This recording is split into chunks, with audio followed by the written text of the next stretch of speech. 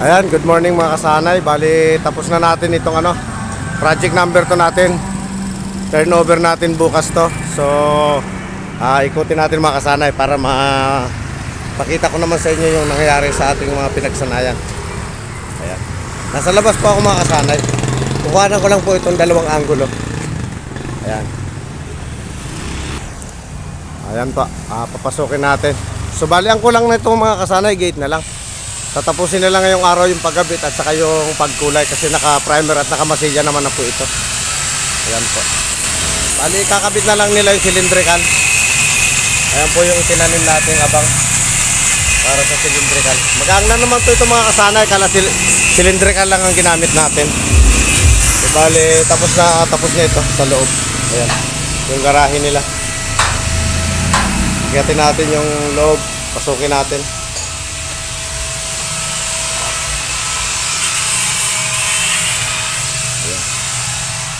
Bali, linis na lang mga kulang po nito.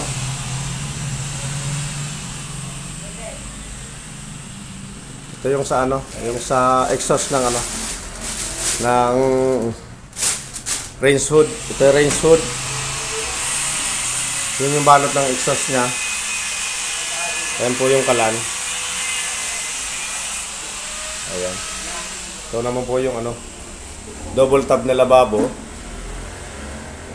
Tapos pantry.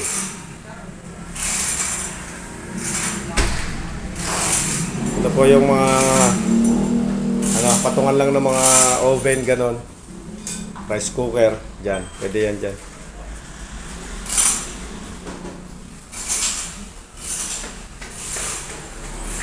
Ito po isang sa show kitchen. Yung dinaanan natin mga kasanay yun. Bali, dirty kitchen. Ito po yung show kitchen nila. Tapos yung isang kalandi pa po nakakabit. Ito na rin yung range hood nun. Ayun na rin po yung yung exhaust. Ceiling po, tapos na to. Ayan. Lahat na. At yung mga ilaw po, okay na. Then, ito po may sila dito. Countertop. Ayan. Hindi pa maayos. Nag-ayos pa lang sila ng kanilang mga gamit. Okay na rin po yung ito. Mga bintana, lahat ng sliding tapos na po.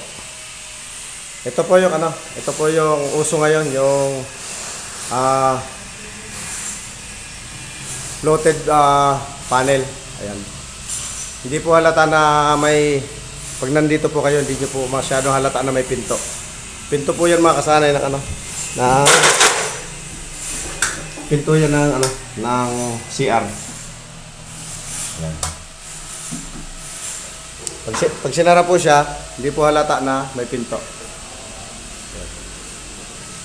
Ganon din po dito sa kabila, sa shower nila. Wala pa palang ilaw. Sorry. Ito yung mga exhaust fan po. Tapos na rin lahat. Dito, ayan. Sa living room nila, dito. Tapos na rin mga kasanay. Akyatin naman po natin yung hagdan. Ayan. Akyatin natin yung hagdan. Papunta po tayo ng second floor mga kasanay. Bali, itong second floor, wala naman masyadong makikita dito mga kasanay. Basic na kwarto lang.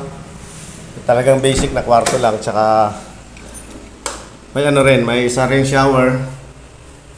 Meron ditong lavatory. Ayan. Tapos may enclosure din po. May hot and cold. Yung hot and cold po nila ay may mixer. Na-feature ko na yun po sa mga previous vlog natin mga kasanay. Makikita nyo po doon kung paano natin ginawa yan or kinabit yung mga tubo, mga pag-aabang. Meron po tayo yan. Ayan. Ito naman po yung kanilang lababo.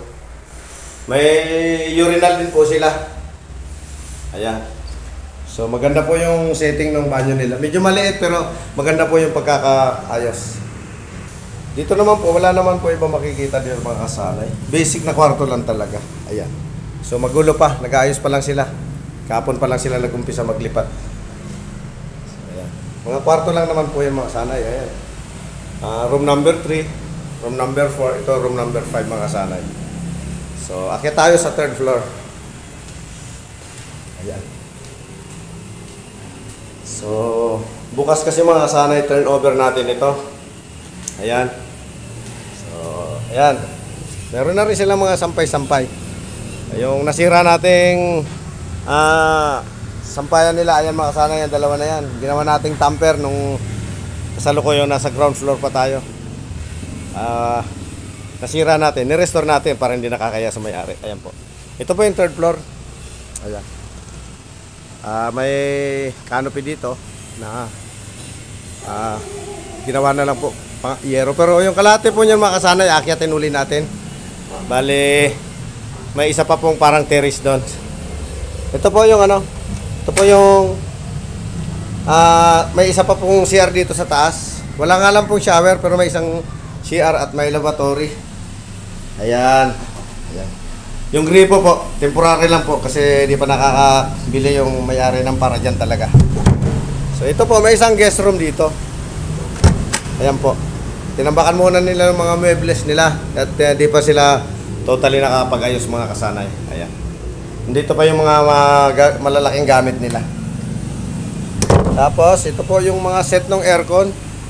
Bali ang aircon dito mga kasanay sa taas, 3 pa lang.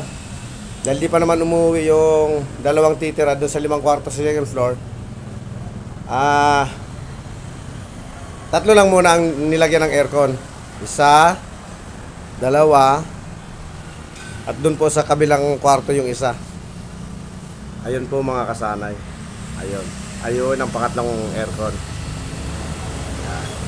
At dito po sa 3rd floor, yung guest room, meron din po kasanay ano to, meron din pong aircon, yung window type po. Yung luma nila sa baba, ginamit po kasi sayang naman.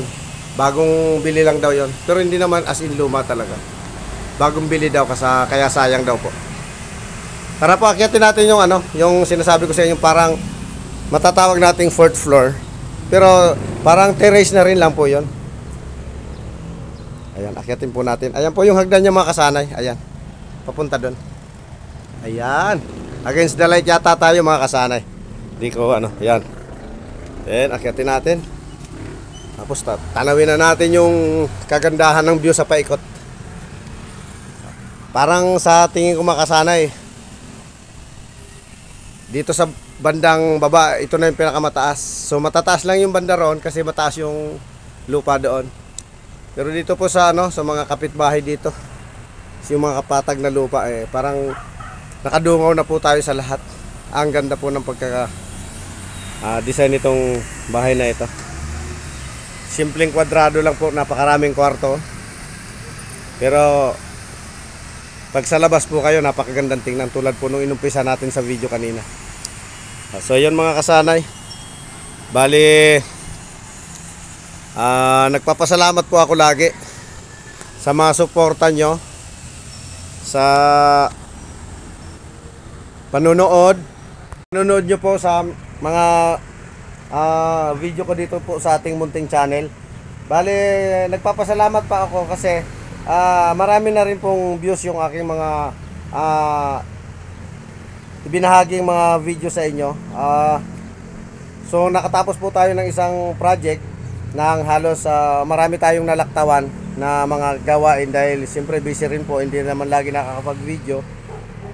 Sa mga susunod pong project yung mga hindi pa natin na-feature, subukan po natin ma-feature sa atin ay sa inyo mga kasanay.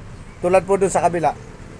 Ayun, na by Sunday po umpisa na po ulit natin 'yon kasi tapos na po yung curing nung slab na ibinuhos natin. So, doon naman po tayo magsanay mga kasanay po. Doon naman tayo gumawa ng mga kakaibang pagsasanay, sari-saring pagsasanay po.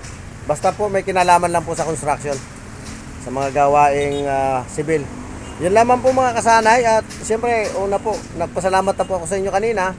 Imbitahin ko naman po sana kayo na papindot naman po yung ating yung subscribe button, then yung ating notification bell para po yung mga lalabas na video ni Punong Kasanay madungawan nyo po para kung sakali po ay makatulong sa inyo at may konting kaalaman na maibigay si Punong Kasanay sa inyo, ay malaking bagay na rin po sa mga nag-uumpisa at sa mga gustong magpagawa ng bahay na kumukuha rin po ng mga konting idea.